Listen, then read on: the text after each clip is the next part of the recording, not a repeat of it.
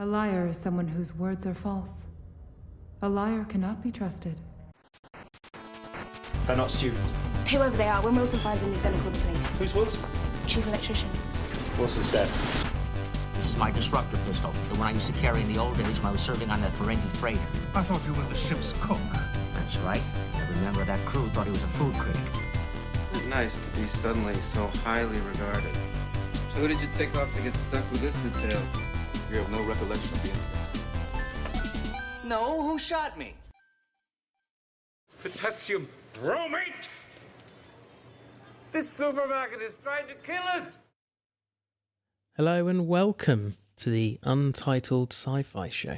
Hi everyone. Hello, hello. No stupid voice this week. I nearly did. It's a classic like, hello. It's so tempting to do, isn't it? I do it, one, because it's fun, but also the very, very first podcast I ever listened to was the Yogscast. Right. And Simon would always say hello like that. He would always go, hello. It's just ingrained into me that that's what you do on podcasts. It's the podcast thing. So, okay, if that's the case, hello. Hello. Hello. Shall we get started? Oh, go on then. Really? This again? Sort out your transitions, you little prick. Transition 1.mp3.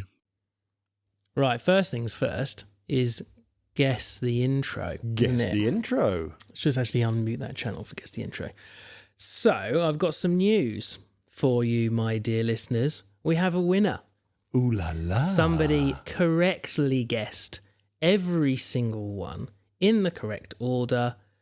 And I would think this is actually probably the hardest one I did. Not because I actually picked difficult ones, but because of the editing on one of them was so poor that it was really difficult to actually know what it was. Well done, Rob. So congratulations to Leighton J. We all know Leighton J. Leighton J, Limp Bizkit fan. Yeah, well-known Limp Bizkit fan. If anything I was ever going to say about Leighton, it was that he loves Limp Bizkit. All because of a drunk man out the front of Cheap Show. You're never going to live that one day. So as promised, you can find Leighton J on Blue Sky, and that is at Leighton J. But more importantly, he is doing a daily YouTube video. Yes. He is watching every single episode of Noel's House Party. The in poor order. sod. The poor sod. He must hate himself. Okay, I'm going to hold my hands up. I liked Noel's House Party. Growing up, I used to love watching Crinkly Bottom. Yeah, I liked it too. And I've watched some of his things, and I think you're putting yourself through something here. Oh, yeah. Okay, fair enough. They're great videos, though. I do recommend watching them. Oh, no, he's a very funny bloke, and they're very good videos. It's well worth watching any of his stuff. He is a firm, sorry, make him embarrassed. He's a firm favourite to all of the studio guys. Oh, Leighton definitely. is up there with Cliff. Right, anyway, that's enough of that. For the rest of you, so thank you, Leighton, well done. The rest of you, would you like to know what they were? I would, because I struggled this week. I don't think I knew any of them. Well, let's get started. I'm sure I do, but... Well, first, I've got a little surprise for you. What do you reckon that is? I've got no idea. It sounds so familiar. I'm going to kick myself on all of these, but go on. So that was Running Man. Oh, of course it bloody well the announcer, was. yes. Yes, Man. it's the main announcer, and shortly after, at the very beginning, I used that clip on the variety show for the sci-fi, the earlier clip when he says, I'll be back. It's like, Yeah. oh, okay, just using that again, are we? Fair Yeah. enough. So, right, next one. You're feeling it, aren't you? A survival instinct. Okay, so that was the one that was so poorly levelled that is very difficult for anybody to understand. And I purposely chose a really difficult bit. Fine. Okay, go But on. that's Matt Damon. Matt Damon. So does that help? No. Okay, well, it's Interstellar.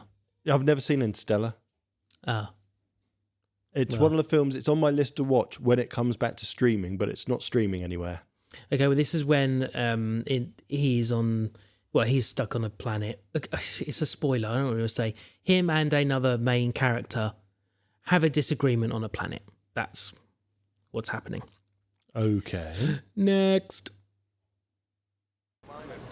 Attention all colonial units. Cylon attack. Oh, I did know this one. This was Battlestar Galactica, the original series. Galactica, original series. What you need. I bought it on Amazon and it's brilliant. Such a good bit of sci-fi. Never seen it. I have them all on DVD upstairs. What, the original or the new one? Miranda brought me a box set. Yeah. With a lot of series on it. I don't know if it's an original or if it's another So version. Battlestar Galactica basically only had one series. Then it had Battlestar Galactica, not Back to Earth, but there was a series where they're basically back on Earth and they've gone into the past. Then there was a Battlestar Galactica movie, which was just bits from the first season merged into a film. And then a long time into the future, we then got the remake of Battlestar Galactica. And I think season 1 of it is the woman in a red dress on the front of it and red glowing kind of eye area. Might be that. Yeah, I'm pretty sure it'll be the modern. But and again, don't get me wrong, it's very, very good. The modern Battlestar Galactica was very good. I've just got a very big soft spot because I grew up watching the original. Yeah. Nice to have you back with us, Mr. Brubaker. Would you like the same suite? Oh, definitely. Well, you recognise that guy in there. I know that's Arnie Brubaker. Yeah. It's not Total Recall, is it? It's Total Recall. It is Recall, okay. It's Total Recall, yeah. Well done. Next. I must confess, I find it difficult to believe in a disease of machinery. Ghost in the Machine? No, this was a tough one. The original Westworld. Oh, the original Westworld is a brilliant piece of sci-fi. Yeah. I get as many people as I can to watch it rather than the new modern TV series. As good as the modern TV series has been, the original film genuinely is a fantastic sci-fi horror. It's really good. I watched it. I think my dad told me I should watch it when the series was announced that it was coming out. I think my dad told me to watch it. I don't remember much of it. I remember I enjoyed it, but it's difficult trying to remember exactly what happened in it. Yeah, the sequel's nowhere near as good. The sequel's called Future World. It was a clever idea, poorly done, unfortunately. Right. I think you're going to get the last one. I don't want to know your name. I don't want to know anything about you. Iconic. I do recognise it. I can't place it. It's Back to the Future. Back to the Future. Of course it bloody is. Yeah. Christopher Lloyd and... He's literally, he's telling Marty McFly that he knows he's from a different time. He does not want to know. Yeah. I could only take that little bit. If I took any more than that... That's the bit he's trying to give him the envelope saying what's going to happen to him in the future. And it's like, no, Marty, I don't need to know. So that was it. So... Leighton J. Well done, Leighton. Mate. Really, really well done, mate. Next one, so the one everyone heard at the start of this, is a special one. And it's special because it is all TV series. Every single one is a TV series. And Red Dwarf is not on the list as being one of them. Oh. So not films, not games. So I haven't done any that are games yet. But every single one, all 1, 2, 3, 4, 5, all 6 of them are TV shows. So that will give everyone a bit of a clue. So well done, Leighton. Beep, beep, boop, beep, click, click, beep, boop. I'm better than this. Go on then, mate. What have you been doing? Oh, not so much, mate. There's not been too much I've been watching. I mean, let's start with the shit. Transformers last night. And I watched it last night, as in Transformers The Last Night, beginning with a K. Oh, I didn't like that one. I didn't think it was brilliant. Anthony Hopkins somehow got brought into it, which surprised the fuck out of me. A couple of funny-ish moments in it. The only thing that I take away from it is that Disney really, really need to pull their finger out and stop abusing the CGI artists for their films. Disney did that one. No, what I'm saying is Disney are ruining all the CGI that they're doing with Marvel and all their latest stuff by, as you said the other day when we chatted about it, boffing off as many films as they bloody can within a year. And you look at the CGI quality of the Transformers films, and they are brilliant. They look so Is it good. Michael Bay? It is, mate, Michael Bay. It's Mr. I like giving lots of kind of sunshine rays and everything else. Yeah, and making lens flare and explosions. Explosions, shiny things. But, goddamn, do the Transformer films look good. They look the part. They look great. It's just saying about the general content of them. But yeah, the action scenes in all of them are good. And all of the CGI is good. I don't think I've watched any of them and gone, oh, that don't look real. No, because you know you're watching giant robots fighting, like the kaiju films, Pacific Rim. Yeah. You've got so much suspension of your disbelief that you don't care. No, you but just they accept look it. So cool. It just looks cool. Just looks cool. That's the words I'm trying to get at. Exactly.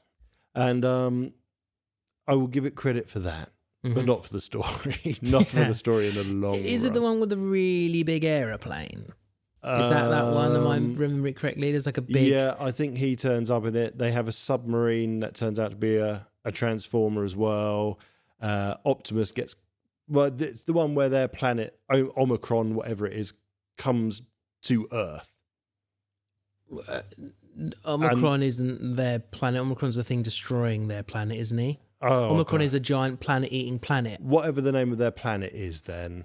comes to their planet. And Cybertron is their planet. That's the one. Cybertron comes to Earth and it's basically going to eat Earth to become whole again. No, Omicron is coming to... No. It's Cybertron, the planet.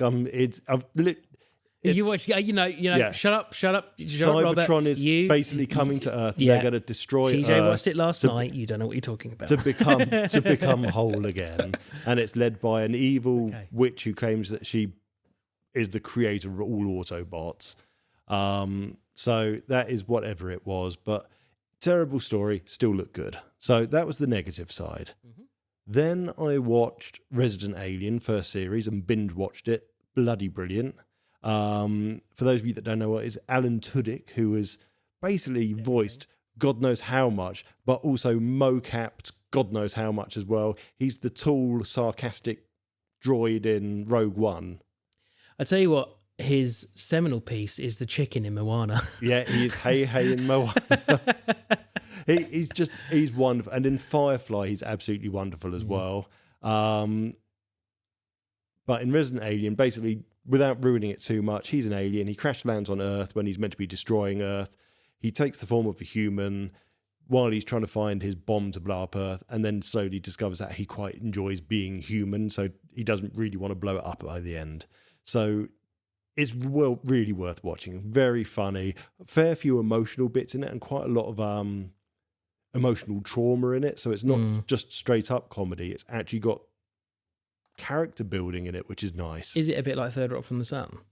No, Third Rock really is just comedy, whereas this is comedy, but there are things like one of the main characters in the first season gives up her teenage birthed child because she's too young to look after it, and there's that whole storyline to it. So you would never have got away with that in Third Rock from the Sun, which, by the way, love that show. I love it too. And if I ever see the box set going for cheap, which it doesn't because it was released 20 years ago and not been re-released since, so it goes for about 90 quid in CEX if it ever turns up. Yeah, exactly. And then other than that, that's kind of been it. No other major sci-fi stuff. No. Oh, Chernobyl as well I watched. No. And I had nightmares. No. You watched something else. Did I? Oh, yeah. No. You watched Section 31. I watched 52 minutes of Section 31, and I am not, no matter how much you badmouth me or guilt trip me, I'm going to watch the rest of it because it's shite. I can't believe you didn't think. You don't get to watch the bombshells of how they tell you who all the baddies are and everything. And it's just so obvious, all of it. What's so funny is, I know you're not going to watch it, you literally text me what happens and you don't know. Yeah, because you haven't seen it. You text me exactly what happens.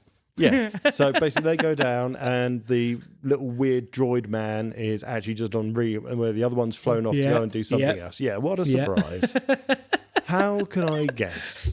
So you literally did exactly what I did. I saw every single twist, quote unquote, a mile off. Oh, it's just so dreadful as well. There's such a waste of something. I mean, the bloke they've got playing the mech bloke. Yeah. Is he the Pacific Rim guy? He's the Pacific Rim. He's the annoying Australian kid and he's just a dick in that. But then he's okay by the end of it. It's fine. But every joke they try and drop in it, it's just like, am I meant to be laughing at this point? I was like, ha, ha, ha, ha, ha. No, I can't. I actually couldn't even laugh at most of it because it's just like, that's just not funny. You're trying so hard, and I don't know what this car crash of a show is. I really don't. I mean, Michelle Yap couldn't even save it. No. And I just genuinely hope it hasn't created her career, because I tell you what, that was dreadful. Just dreadful. Yeah, that's exactly what I said. It's if she hadn't already got the Oscar, there wouldn't be one coming probably. You know what you should do? Download all my voice clips and put it as a bonus episode. Oh yeah, yeah. He was sending me a voice note every few minutes about that. They did stop suddenly. I was like, he's not sent me any more in a while. It's shit, wasn't it? It was shit. And then I started watching Chernobyl instead. I binge watched 3 episodes of that last night and then had nightmares. Genuinely had bad dreams. Oh dear. My spaceship warping noise really doesn't get the credit it deserves. So what have I been doing? What have you been doing, Robert? So we have been watching a fair amount. We've been, after me slagging it off for such a long time, saying it just looks like a bunch of pansy teenage girl bullshit. And then even having like T's best mate's dad going on to me for ages, going, yeah, you'll love it. You love Lord of the Rings. You'll love it. You love it. You love it. We're watching Wheel of Time. I hadn't heard of it. So I hadn't really heard of it that much. Just every now and again would glance over when Miranda was watching the first season of it. And I'd be like, oh, look, shit. And it's now got a season 3 out. And she's like, go on, give it a go. Give it a go. And S's dad was like, you need to watch it. You need to watch it. You like Lord of the Rings. And actually, you know what? I gave it a good go. Yeah. And I really like it. Okay. I do actually really like it. All the trailers for it make it look Twilighty kind of level of stuff. Sparkle. Not like Twilight, but you know what I mean? That level of teenage girl stuff. And I was like, I just don't want to watch something like this. But actually, you know what? It's bloody cool. The magic and stuff's in it. I mean, this isn't sci-fi, but, you know, the magic in it stuff is really cool. It's just fantasy, everybody. So I do also enjoy fantasy, I was just going to say, I think we could probably draw a line and say, actually, sci-fi, and above that line is fantasy and that sort of thing. I think that would be included more. I mean, if you were to say, right, I'm setting up my own streaming service, what should I call this category? 99% of the categories will be called sci-fi and fantasy. They're not going to just be called sci-fi or fantasy. I think it's because sci-fi kind of really people would think, oh, it's spaceships.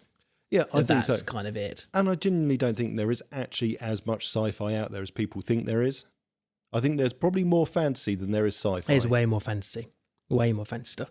But the Wheel of Time, really good. A load of women are the only ones who are allowed to be like wield magic, basically, and the only ones that can, because when the men do, they go insane. Is this the one that I've seen the clips for, where they kind of have like a slave person as well that they channel their... So he's not a slave person. The women have like these defenders, basically, which are all men. Oh, okay, no, it's not what I've seen. They're not slaves. They choose to be bonded with their Aes Sedai, is what the women are called. And then there's different like sects of these Aes Sedai. They wear different colours, basically, like Pokemon. Gotta catch them all. Yeah, and there's a big bad. It screams Lord of the Rings at every turn. It's very, very taken a lot from Lord of the Rings. Okay, so it's quite Tolkien. Yeah. And I've heard the line in this life or the next about 6 or 7 times in this first season. So it's like, and you know, big vibes. Yeah, but it is really good. So we've nearly finished season 1. Miranda's desperate to get to season 3 because she doesn't want it to be ruined, because you know what Facebook's like. As soon as the Facebook app thinks you like something, it wants to tell you everything about it. Yeah. You know, I had basically all of the Flash series ruined for me by Facebook. Yeah, so that's one thing. I think everybody, if you're into a little bit of fantasy stuff, and if you like Lord of the Rings, Wheel of Time is definitely one that's worth a watch. Certainly, I think so. Played a game. I haven't played much of my shop. No, I haven't played much of review. my shop, disappointingly. But I did. We've spoke about it briefly, and we're going to play it together. At least I want to figure out how we can record us playing, but I wanted to try it out. And I'm glad I did, because now I know what makes me feel sick in it. I played Alien Rogue Incursion for about 10 minutes on the Quest. You went and bought it. Now, I'm super impressed by what the graphics look like on it. It looks cool, yeah. For basically a high-end mobile phone, I guess it is, stuck in a headset. I think it's still amazing what they're doing with these headsets. My worry is about nausea. Yes. So this is a good one for Matt Apot, because he's got a Quest as well, and I think he gets a bit sick from it. So I don't know if he's got this one or not. So hello, Matt. But from what I played the game so far, very cool. I like there's lots of things to interact with. What is the real key thing in a VR game, where it's that kind of adventure style game? You need to be able to interact with everything that you see, and some games really get that right. I think that Alex one, the Half-Life Alex one, is like that. Every single thing is interactable. Job simulator. That's the same as it. It's everything you can see or come across pretty much you can play with or do something with. So this one, it gives you the option of, are you standing or sitting? I happen to be standing. So I was like, well, I'm standing, so I'll do it standing. And you can use the left stick to move you. Yeah. And then you can choose how you turn. Now, I chose turning my entire body to class as turning, and that was the only way I could not feel sick. Right. But if you just veer off with your left thumbstick just to the side, you start to sidestep, instantly, I want to be sick. And it is an instant thing. Because what some games do, like Blade and Sorcery is one of them, I think it's called Blade and Sorcery, that really, really makes me feel sick very quickly. But what it does, like the Assassin's Creed game does, it suddenly brings a shadow in all around you. Right? Have you noticed that before? Yeah, so it basically and that does help. It narrows your vision down. Yeah. This game does it sometimes, but not enough. So it does it when you crouch, or if you've hopped down off a ledge, it suddenly zooms in and zooms out again. It helps. It needs to do it more. Yeah. It needs to do it more. So when you're kind of turning a bit, it should bring it in, and that might help it. I mean, one of the things that I'd be interested to do is play that outside. Yeah. Because one of the things they say, if you do get motion sick, try and do it with a door open or a fan on you, because often that can help. And having a game that you could do that in a nice open space outside, actually with the sun in, I bet that would actually feel quite nice. So, yeah, okay. I think the one thing that disappointed me, and I think all the Quest games tend to do this when it's from a series, because I know Star Wars did this, it's part 1 of 2. Now, I noticed that At because 30 quid. It does not advertise that, or at least I didn't notice it until I loaded the fucking game up and I got the intro and it said part 1. Exactly. And I was like, I only spotted it. I didn't spot it in the first stuff you sent me about it, but when I looked it up tonight to remind myself, it says very clearly at the bottom now, does it? Part 1 of a 2-part story. So because I knew I wanted to do it for the show, I'd pre-ordered it. Yeah. So it just kind of downloaded when it came out. And I knew nothing about that cheeky. whatsoever until I loaded it up and it said part 1. And I was like, okay, does this mean part 1 of the story? As in this just game is the whole thing, but just this little bit I'm about to play is part 1, like an intro? Or does that mean actually this is part 1 of a fucking multiple part game? Because that's shitty. It is when they're charging 30 quid for it. Absolutely. If it was 15 quid, which I think Vader was originally, that's not so bad. But 30 quid for the game. But you know what they'll do though? Well, after a while when they've both been out, they'll just collect them together and be 30 quid. 100% they will. And if I'd known that at the time, I would never have bought it. I would have waited. But you never know. You're playing part 1. For all we know, part 2 will be from you're the alien this time. And oh my God, I will probably vomit everywhere if that's the case. Oh yeah, imagine crawling up the walls and all kinds of stuff. I'm upside down and oh God, no, I'm on the floor. No, I'm fitting. Yeah, I'd be sick big time. So yeah, I played that. And yeah, I liked it. I think I didn't set my boundaries up properly because it gave me the default circle boundary, so I couldn't move out of that. But yeah, there's a lot of stuff putting your gun, like in case you get a revolver. To reload your revolver, you get it out, you've got to press a button, the side clips out, then you've got to tilt your gun to let the bullets come out, then you've got to grab the bullets and flick them in one by one. Now, imagine doing that when an alien's running at you. Yeah, well, I think we've said about it on the show before. Let's face it, me and you do not We haven't even completed Alien Isolation.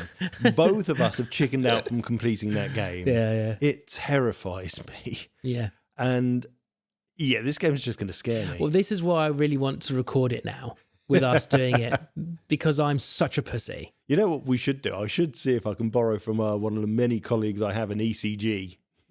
Oh, I see a heart rate while we're doing it. Well, I mean, I have got the Fitbit, will tell me, but it won't quite be that accurate. But yeah, because you want it real time. That'd be good if we could have a real time. Oh, it would show you real time on the screen. We'll put the little camera on it showing it. So I've got this, and showing you people, because that area over there is where I tend to play the VR games. It's quite a nice space there. It's just the right size, yeah. Yeah. So if I did the things right, you could put a camera up on the counter there, and then set the laptop over here with a cable. We've both got those long USB 3 cables. We have, and they are a godsend. So yeah, I think we could rig something up. The quality doesn't got to be amazing. It's just got to get something. People get the idea. I think people would just be more interested in you and me being shitting our pants than actually what's happening on the screen. I think so. Yeah, we'll figure that out. And the last thing I've been playing a lot with Gemini, which is the AI Google's free assistant in Google phones. Now, I've kind of poo-pooed a lot of it for a long time, and I think people know our feelings of AI. You know, we've used it in the show a bit. We use it a lot to enhance what we already are making or want to make. Does that make sense? 100%. That's what we do. And sorry, everyone. Valentino isn't a real person. He's saying what you and I tell him to say. Exactly. What? I'm not sure how I feel about this. Am I real? Are you real? Is anybody real? What is real anyway? Is reality just a construct devised by the corporate elite to subjugate us into economic servitude? For every generation to become more indebted to the one before it until we burst at the seams and spread our pathetic ichor across the vast plains of this desolate, scorched earth that is our future.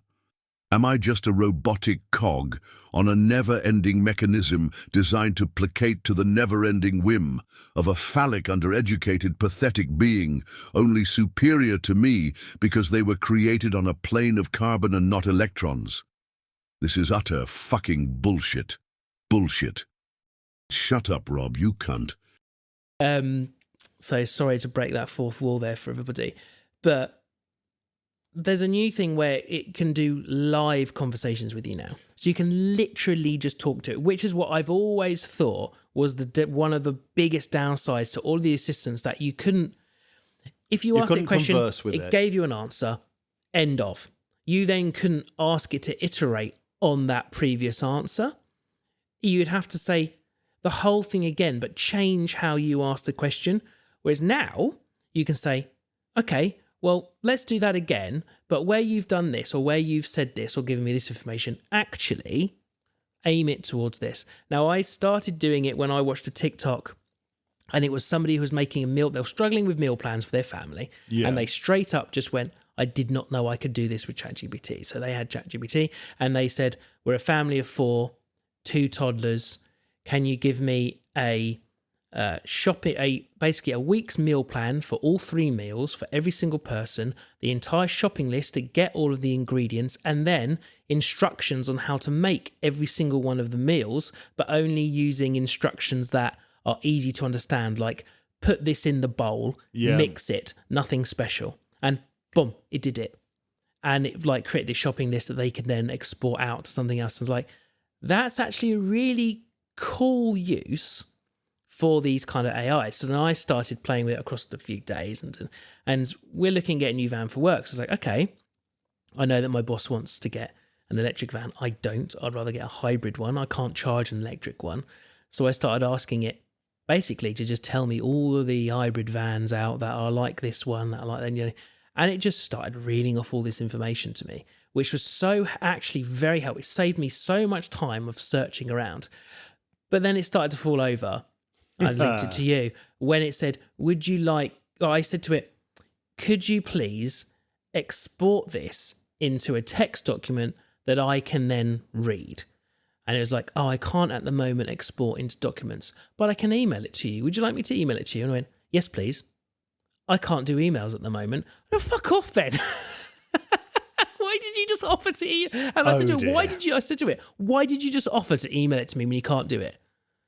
Oh, I can't email right now. He didn't have a response to me. He couldn't respond to that question. Fucking hell. So, that was a little bit of a fall over, but I've been having a bit of fun with it, and using it in that way is really good. I've had it make up some stories for tea. Yes, we have the toilet conversations. Like I did a few where I just said, "Oh, just give me a quick 5-minute story for tea," because he thought it was funny, of him, Mr. Grumpy, Mr. Happy, and Mr. Miserable, and it just made a story with them, and it knew they were Mr. Men, and off it went. It was using tea in the right scenario because I said he was a toddler and all this. Yeah, it was telling funny little stories. You see, this is how I feel AI should be used. I think that's where the most benefit comes. Yeah, the AI image generation, the song generation, it's all very clever, very fun. But in your day-to-day life, what benefits that to you or your day-to-day life? Probably very little. And the same as me. We at work use Copilot. Obviously, we're a Microsoft house, so we use Copilot for everything. So I've started using Copilot on my personal Microsoft account as well. And I use it every day. So at work, I do a lot of coding for various things. And one of the ones that I've been trying to get the hang of is PowerShell is fairly simple. However, there's so many different modules, a bit like Python, and Python has loads of modules as well. There's you have a module for everything. And a lot of them are slowly being deprecated in place for something called Graph. And what I've been doing is saying to PowerShell, previously I did this in PowerShell.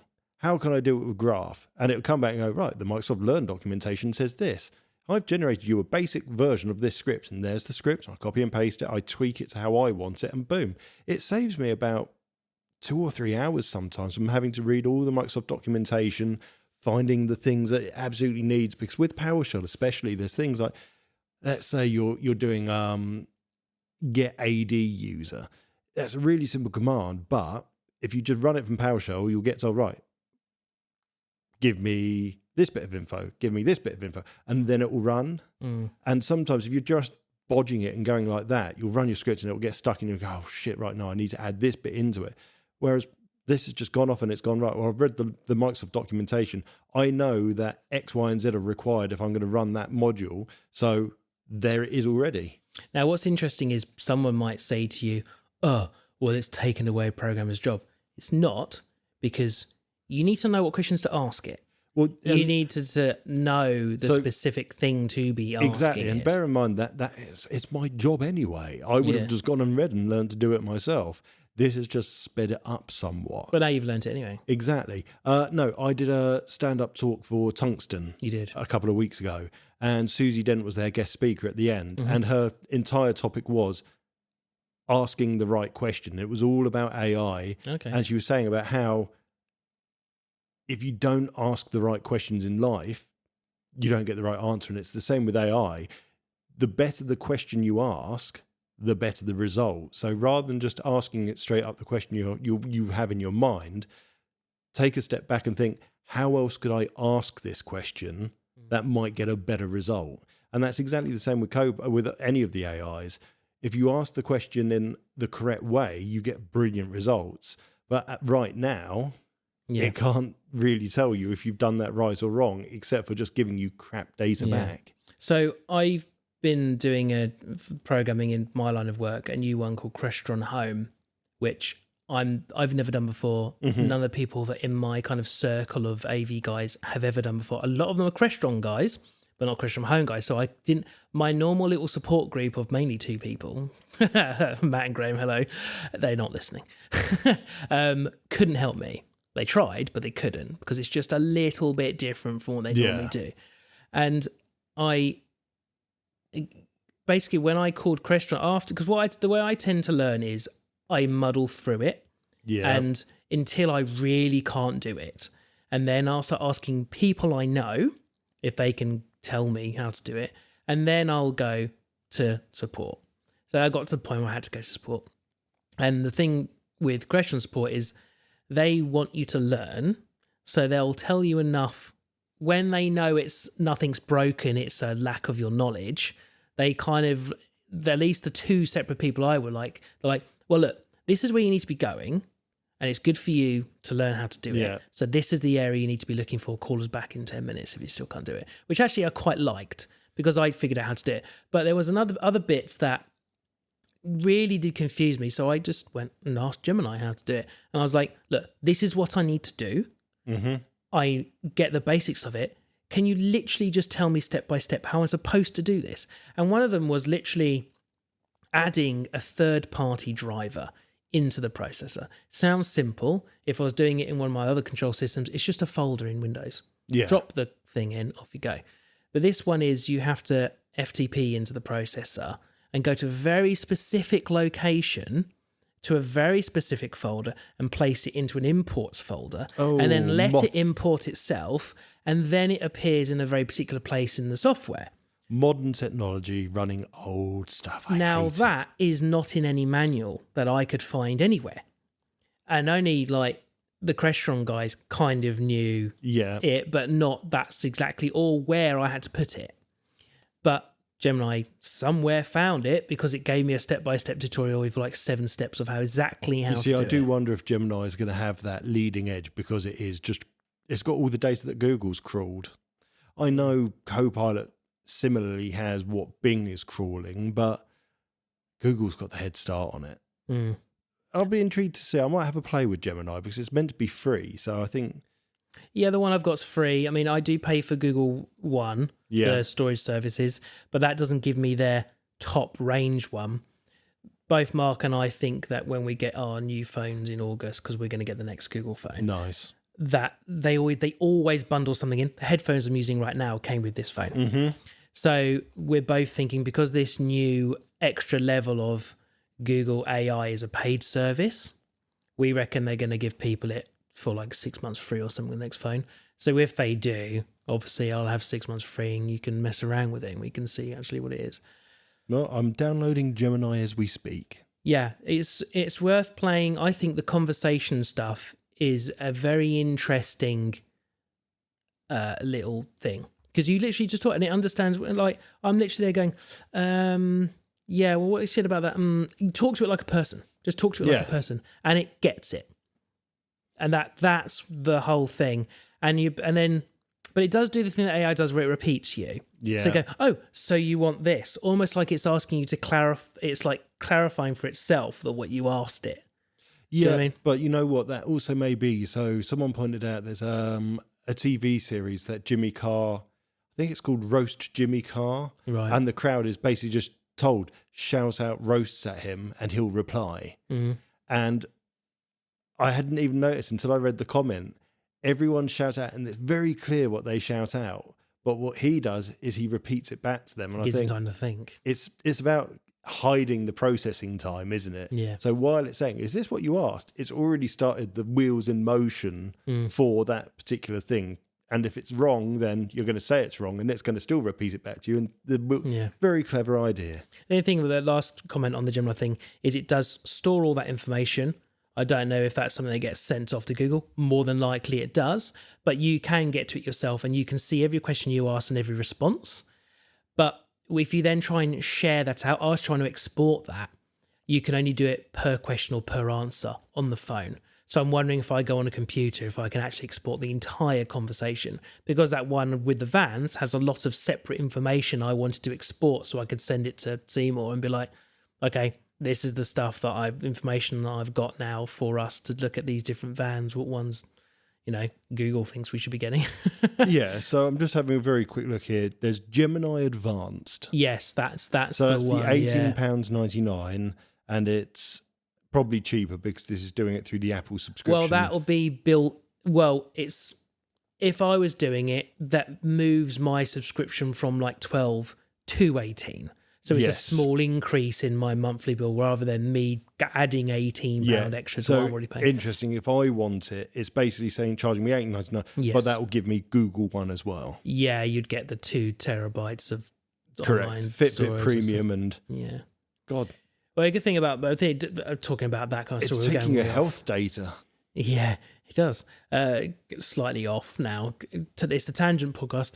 And we're aiming for an hour, so sorry, we do need to hurry up. I am losing track of what I was actually going to say. If you take photos on a Google Pixel phone, they don't count to your data storage. Nice. That's a nice touch. Okay, and I wonder if Apple probably does the same. Just a little tip then. If you have Amazon Prime, download Amazon Photos, unlimited photo storage at original resolution if you're an Amazon Prime member. So I've got two different ways I could do the same thing then. 100%. So that's good for certainly Apple users. And Apple storage probably does the same. Lets you store Apple Photos, surely. No, you have a certain amount of space with iCloud and that's it. Okay, right, let's go on with it. I said an hour. Hardly Shakespeare, is it? Accessing library computer data. Ridiculous. The Quatermass Xperiment with an X. Quatermass, sorry. Yeah. Okay, so fun fact, it was with an X because this was, as much as it's rated as a PG now, was an X-rated film, which meant they thought there was too much in it for 16-year-old or belows to watch. So it was an 18 above certificate. When did this film come out? 1955, and a boy died watching it from being too scared. Seriously? So I didn't realise this is part of the Hammer horror family. So it's a Hammer horror, this film. I don't know what that means. It's a collection of horror films. You'd know some of the Hammer horrors if I show you them anyway. It was paired up with a film called The Orchid, and as records go, allegedly a young boy died from a aortic rupture during watching this, which it was an undiagnosed medical condition, but it was aggravated by apparently him being scared to death watching the film. Wow. Okay. I know that it's a bit different now and we're all a little bit kind of used to these kind of things. It's not even remotely scary. No, it's not. Not even remotely. No. I don't... the only thing that kind of makes it scary is the music that does it. Very loud, kind of... almost like Psycho-esque kind of score to this film. I think that could probably ramp the tension up. And if you didn't have that, it would just be a very standard, not even remotely scary film. True. So, we're talking about in the 50s, so it's a bit different then, isn't it? We've seen Saw, Well, precisely. I mean, I will point out a couple of things. First of all, in the UK, Quatermass Experiment. In the US, it was called The Creeping Unknown. Had a name change, which kind of makes sense with the whole story of the film. Both names make sense to the film, to be fair. Yeah, and I think they actually call it The Creeping Unknown at one point in the film towards the end when he's become the monster. The octopus blob. The octopus blob. Let's just get... I think first question for me, because I chose this film, and I chose it because I'm very fond of it. I remember being young and mum and dad saying, oh, this was a terrifying sci-fi film when we were young, so why don't you watch it? Yeah. And I love the other ones. I love so this is based on a TV dramatization they did. They did a TV series of the Quatermass Experiment, and then they made it into a film. Right. And I've got all the TV ones on DVD, and actually I probably should have said the TV series is better, but this was just a single film, so it was easier to watch. But all the Quatermass stuff, the Quatermass in the Pit, the Quatermass Experiment, I've forgotten what the third one's called, but all of them are just really good classic sci-fi. The war for... Quatermass Experiment 2 is like the war of the Alien War or something? Is that right? I will tell. It came up on my YouTube as like, why don't you watch this yet next? So there's been a couple, and there was actually... there's Quatermass in the Pit, Quatermass Experiment, the Quatermass... there's lots of different names for it. There's lots of, Quatermass 2, I think they called it. But there's quite a few versions of it. And there was, I'm pretty sure, it was the Quatermass Experiment. They did a modern version, which was filmed in live real time. So I think it was a BBC, and they basically did the story, but it was filmed live and broadcast live as a drama. Very, very clever. Enemy from Space. Enemy from... so Quatermass Experiment 2, Enemy from Space is what I'm seeing on here. I don't know if that's like a pretend film or something. That's not one I recognise. I don't know if that's the case. But anyway, the second one, the after the Pit, the one basically, there's aliens creating kind of a space station on Earth and slowly taking people over. Again, really, really good. Coming away from that then, what did you think of the film? I enjoyed it. I definitely enjoyed it. It was just odd. I didn't really know what to expect. It's got that classic old film way of acting where men like to be aggressively kind of rude to everybody, to each other. Women are pathetic. Oh, yeah. Death scenes are hysterical. Quatermass is an absolute dick in this. He's not a nice dude. He's nowhere near like that in the TV series. Yeah, this is purely a Hollywood thing. He's an evil scientist in this. Yeah, absolutely. He's like not actually caring about anyone but his experiment. And the ending shows that. He just walks away from fucking everybody and just goes, let's start again. Yeah. So what do we do now? We start again. And then it almost ends like one of those kind of American gumshoe kind of detective series, doesn't it? Where he walks off into the dark, ready to like solve the next crime. So I'm not expecting anybody to actually have watched this with us. So what is it? So Quatermass is this scientist, and he sends this spaceship off into space with 3 astronauts in it. It disappears for 54 days and then crash lands in a field in Hertfordshire. Yes. Hertfordshire. Again? Yep. Again, I'm guessing it was going to be filmed. Although they say the southern counties, but I'm pretty sure it's Hertfordshire. It's going to be Hertfordshire. And don't forget, in Doctor Who and the Daleks, the film, I think it's, oh God, what's it called? Invasion of the Daleks, is set just off the countryside in Watford. Oh, is it? Yeah. Oh, nice. And they finally managed to open up the ship, because it's crash landed in someone's field, and there's only one man in there. One man in there. And a skinny, like, suit with no person in it, basically.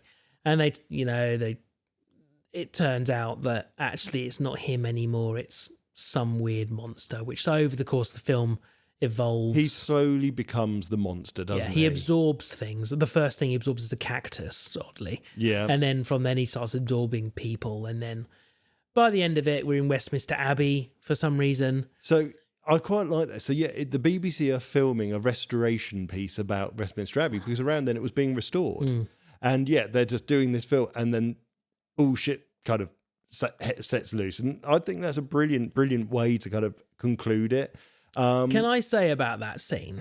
I've got an issue with that scene. What, the fact that they probably burnt an octopus alive? No. My issue really is everyone's reaction to the person that's supposedly just fallen to their death. Shall we continue? Yeah, I'm fine. Yeah, they're all just stood there looking at this dead body on the ground, and they're all like, well, what just happened? Oh, I think he's fallen to his death. Okay. Should we keep filming? And go, oh, you all right with it? He goes, yeah, I'm fine. Don't we? I think we need to learn about the Abbey. Yeah. And then off he goes, and then he just goes off and just fucking starts again. It's like, no, everyone would be like, holy fuck. Yeah, no, 100%. It's just, it's very, very. The police chief always shaving. Oh, fuck me, the police chief. I love it's such a traditional black and white film bit as well, isn't it? He's shaving, the phone rings, so he puts the razor down and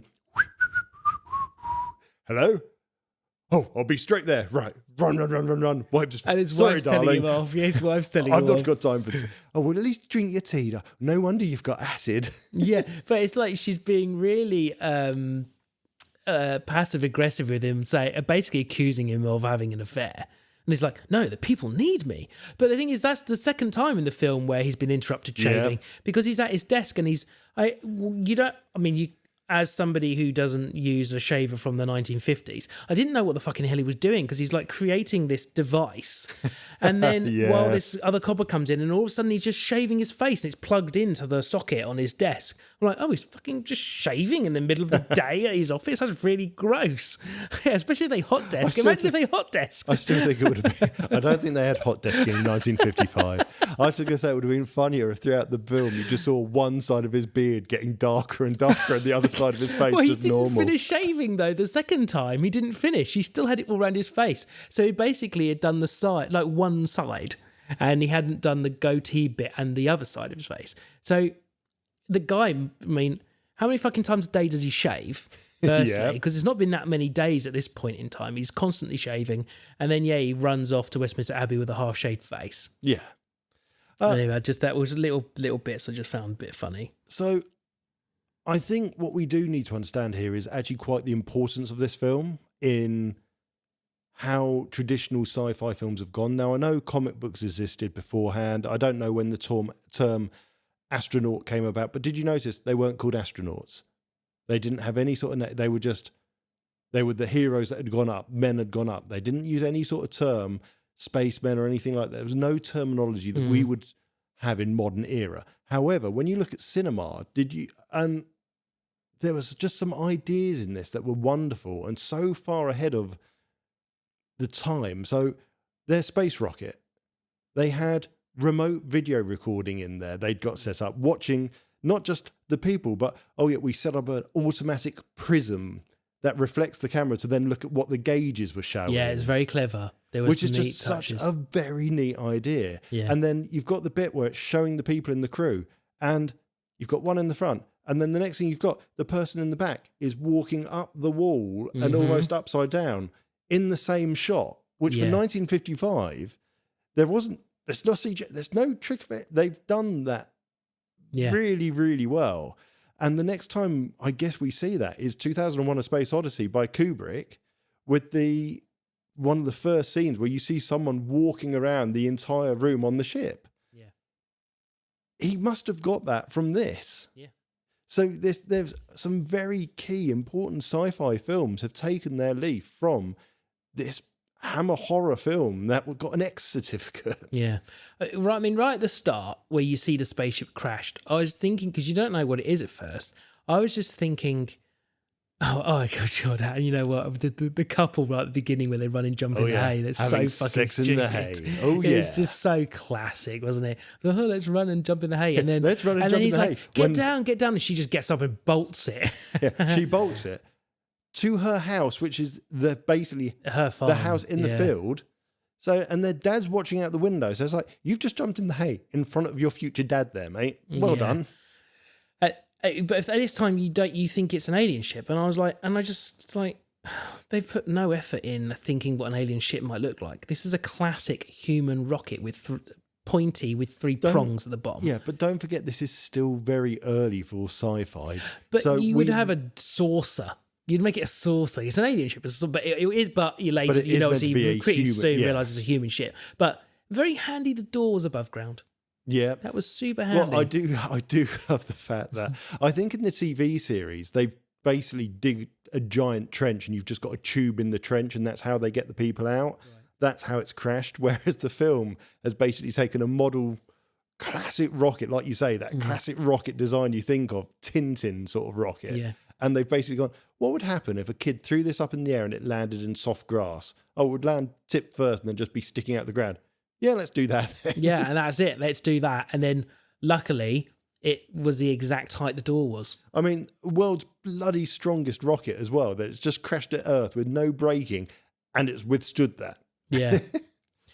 Did they ever get the rocket out and make it upright? Because they go in there a lot. I'm just thinking now, it would all be upside down. No, so that's the first thing they do is they go in the rocket and the bloke goes to open the hatch and I can't open the hatch. So he goes to something on the wall and then the whole room, the camera just rotates to make it look like the room's rotating. Oh, yeah. So I think what they're basically saying is the compartment that they're in is kind of like a gyroscope. It's a big gimbal kind of thing. Yeah, exactly. And they rotate it so it's level. I missed that. That makes sense.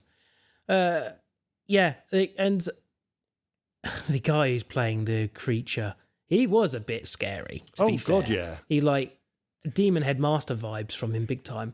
But his wife was fucking pathetic. Pathetic, but then at the same time, a bit badass. Yes. In equal quantities, because she arranged, he gets taken off to, the secret lab to get looked after, and she goes, all I want him to come out. After swooning and all other kind of nonsense that women do in the old 50s films. Yeah, let's just... This film is of an era. We're going to do that whole thing. We're going to have to do this. All right, Disney. And Disney are right. We're just going to insert it here. Basically, when we talk about it, we aren't honestly being against any sort of gender. There's no gender-specific kind of hatred in this and so on. But 1950s films, women are written like fucking idiots. Well, we see the same thing in Flash. Very rarely do you see a strong individual woman in these films. Yeah. But we said the same thing in Flash Gordon. Well, I said the same in Flash Gordon. Like, they don't write, at this point in time, they're not writing strong roles for women. They're just not. And they're treating women like they're all pathetic. Even into the 80s was the fucking same. Look at whichever Indiana Jones has got the singer and Temple of Doom. Yeah. Oh my God, I want to punch her. Especially the bit where they jump out the plane, because you've literally just got 5 minutes of her screaming, and it's just like, I actually want to kill her. If I was Indiana Jones, I would push her off the raft at this point. But she does have the badass moment where she goes and gets herself she pays for like some kind of special detective guy, and then they break into the hospital to get him out. And that's a badass move. And then she's driving him when they do get him out after he gets murdered in the lift, which is hilarious because he just kind of tilts back and goes, like the guy in the fucking pharmacy later who completely hams the accent, flies backward and goes, oh, he's just dead. It's very handy. Then she's in the car with him. And she's like smoking. She's like, we'll just start again. We'll just start a new life. And all this I love the fact the car's got this little pouch on the seat that's designed for cigarettes. And she just helps herself to one, starts smoking away, and then, pulls over. Yeah, screaming. Then I'm assuming she's dead. I don't think we actually see her again. And that's I'm not sure we do. But the idea of the film is good. I like the fact that they've gone away and this alien has basically taken him over and is slowly evolving into something new on the planet, and they just, it's almost like they kind of run out of conclusions, so they decide, right, now he's that octopus monster and we'll kill him really quick. I mean, if I was an evil scientist, would you not be running in there trying to stop them from killing this alien life form because of all you could learn from it? I think you would, but you'd be containing when I think their problem was somehow the doctor had figured out the maths to know exactly when it was going to have enough mass that its spores were going to spread and take over the world. That's a good point. And they were they wanted to deal with that. So they turned off all of London's electricity, and then with two cables just attached them, run it all through the scaffolding poles, and then just electrified the fucking thing. Okay. My next problem with the film, as much as I love it, and I really do love it, I think it's a great classic sci-fi film. Is the number of animals that may have been killed in this film. I hope they weren't really because killed. There's lots of animals in the zoo scene that you look at and go, are they real? Yeah, like Simba, the lion, which was an interesting name. I do wonder if that was just a taxidermy. I can't imagine any film company would have got not even permission, but the money to kill it. Even back then, just to kill a lion. But the animals that were on the pathway, I'm not sure. And then the octopus at the end. So all those close-up shots of the alien are an octopus. Oh, they actually are. That is an actual octopus. Okay, well, it makes sense. And then I went back and watched it. It's like, okay, that is actually on fire. Yeah. So have they actually set an octopus on fire for this? Well, I hope not. I'm sure there'll be some kind of IMDb thing. The only thing in the IMDb says the close-up shots were of an octopus. So what are the far out shots? The far out shots are of a burning octopus. So I genuinely, just going back, I know they had the ability to not green screen, but they could kind of film flames in front of it, and they had a way of doing a version of chroma screen, because a lot of it was done with things like painting and so on, like the Charlie Chaplin stuff where he might fall off that edge that's got no barrier. Well, that was just all a painting, and it was a piece of glass in front of the camera, so it was never there. And they could do similar things with the flames. These flames looked very 3D on that octopus. Yeah, it looked good, didn't it? It looked a little too good. So I do wonder if seafood doesn't fall, because I don't even know when film industry had the animal protection stuff come in. Don't know. I don't know if that would have been 70s, 80s, or was it earlier than that? Well, I'd just like to think as human beings, you wouldn't just go and shoot a lion and all these other animals just for one small shot. But don't forget, I mean, I genuinely don't think they would have killed an elephant, and a lion even. I don't think they would have killed the other animals. I think they would have been taxidermy, hopefully, from a museum or from a collection. Yeah. The octopus, though, and I think this is quite a common thing, seafood very rarely gets considered as anything but, well, it's food. People I was eat going to this. say, yeah, you eat octopus, you don't eat lions. So it doesn't matter if we set that on fire. I don't. I don't know if there was animal protection back then for films, whether it would have extended to the lives of fish and octopi. Yeah. I mean, ultimately, I still think it's a very good bit of sci-fi. I like the story. The acting, yeah, very cheesy, very hammy, but it's of its time. We must watch the TV series stuff at the moment because they are very good. And Quatermass in the Pit is particularly disturbing. But, yeah, I enjoyed it. For what it is, I think it's well worth the hour and 20 minutes, and it's free on YouTube at the moment. Well, yeah, I watched it free on YouTube, and in an hour 20 minutes, it doesn't feel like it's that long. No, it doesn't. It was great. I enjoyed it. And we I did forgot enjoy the it. best moment. Mm-hmm. Have dinner with us. Come on, you can have the chocolate yeah, cake. she was the And just fucking scariest thing in the film. Slap the doll out of her hands. Any normal film would have her then burst into tears. Instead, she goes over and just picks up the the doll's head and the body, and it's just like, oh. Yeah, so this is a little girl. So the monster's gone and hidden in a barge, and she's like, by what she's saying to her doll after she thumps it down the stairs, going over this bridge. Yeah, she has no friends. Yeah, so she's fallen out with her mates in some way, or they're not playing how she wants to play. So she's playing with her doll. And then he climbs out of the barge because she's woken him up. And she just gets in his face saying to join the party, join the party, join the just party, starts join the party. grabbing him and all sorts. No stranger danger. Yeah, well, we hear the mum on the phone to the police later worrying about children being molested and think, well, teach your child to keep away from strange men is a very good start. That strange man that climbed out the boat that your kid instantly went up to and was trying to get to play with her. Yeah. Maybe teach your child stranger danger. Exactly. And I think, unless you've got anything else to say, I can end this on the best quote of the film. Yeah, go on. Quatermass is saying this. There's no room for personal feelings in science, Judith. That's him all over, isn't it? Cunt. What? No, I'm not doing the ship sound again. Just go to the next section. No one is still listening anyway.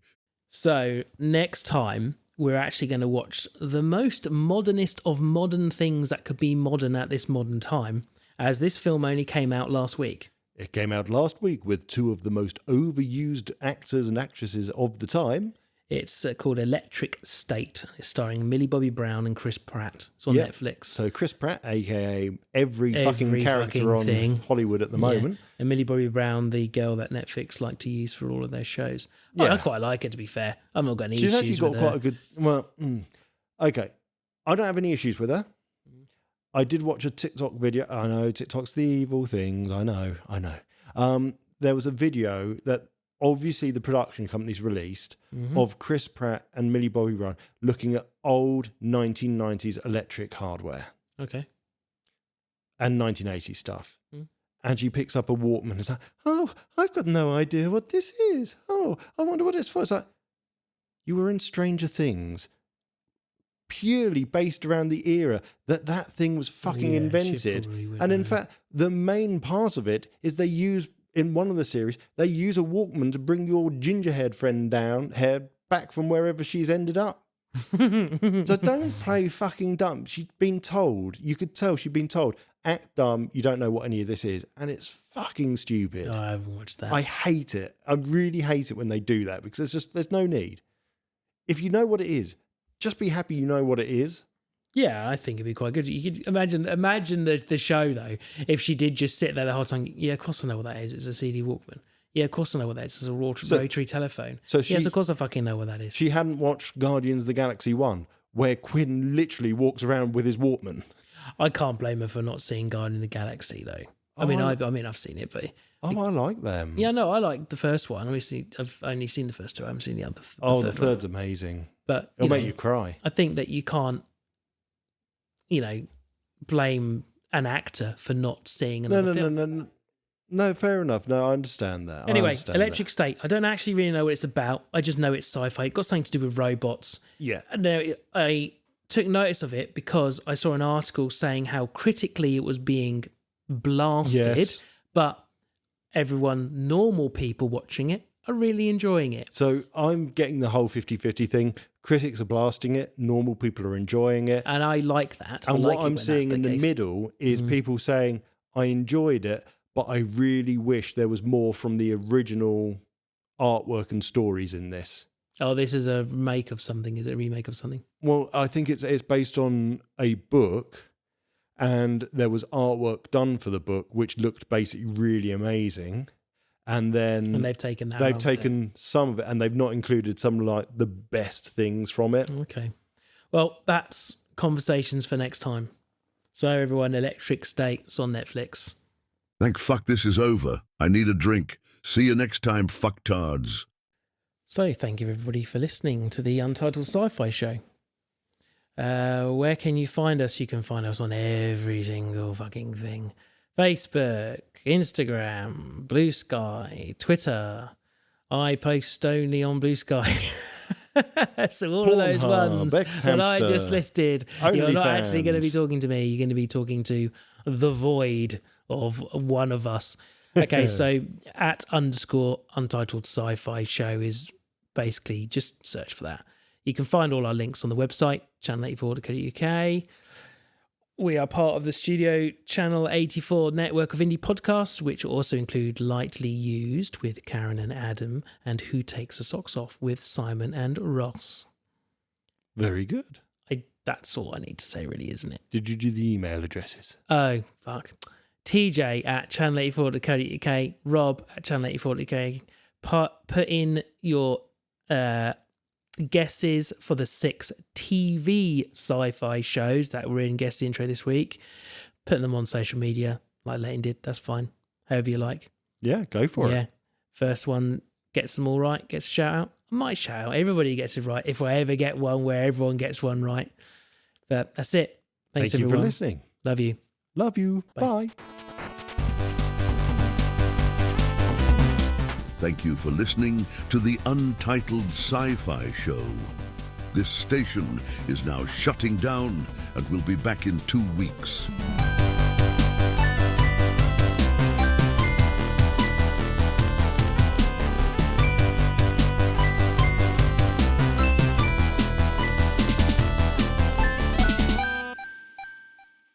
May the Force live long and prosper inside of you.